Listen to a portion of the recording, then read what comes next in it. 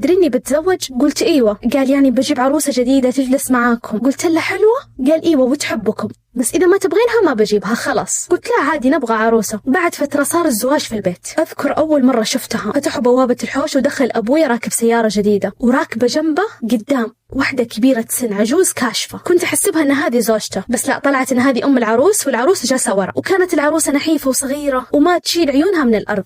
أول ما دخلوا الكل قام يقدمنا أنا وحمودي ويقولون هذول عيالة يمكن فوق ال5 مرات. وأبويا كانت عينه علينا ومتعاطف معانا مرة. وإحنا على العشاء هذاك اليوم أذكر صوت ملعقة العروس وهي تصقع في الصحن من كثر ما هي ترجف. أخذ أبويا عروسته وسلم علينا وقال إنهم بكرة بيسافروا. الكل بدون استثناء حتى خوالي قالوا واضح إنها طيبة وبنت حلال وخجولة. تطمنوا كلهم علينا من ناحيتها، وأنا للأمانة ما كانت تهمني مرة وأنا بذاك العمر. بعد ما رجعوا من السفر بكم أسبوع، بس كم أسبوع، تهاوشنا أنا وحمودي على لعبة، وأبويا وعروسته كانوا بغرفتهم. طلع أبويا علينا